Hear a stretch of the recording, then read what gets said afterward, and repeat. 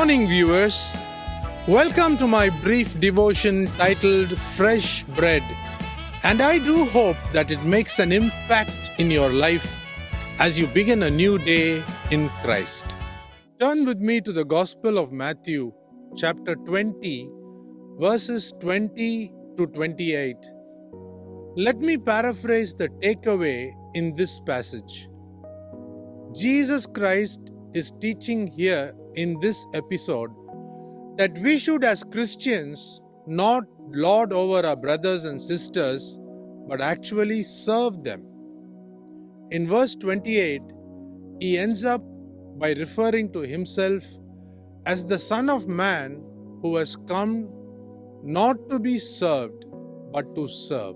Jesus Christ is talking about how we descend to greatness while serving the Father and not ascend to greatness as worldly people do.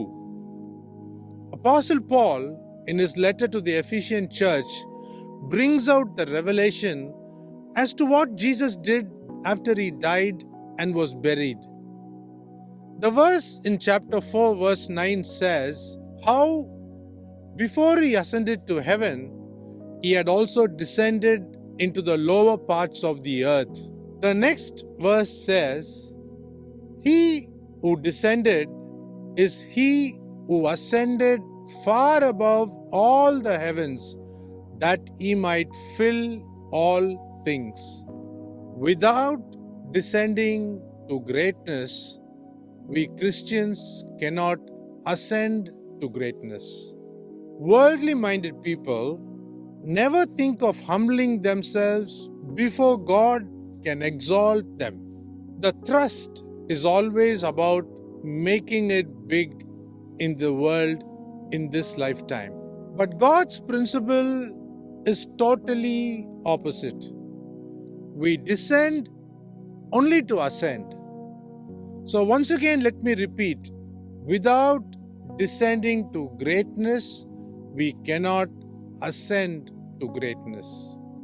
A thought passed through my mind about a Jewish mother whose name is not mentioned in this passage. She wanted a good place for her sons, James and John, in heaven.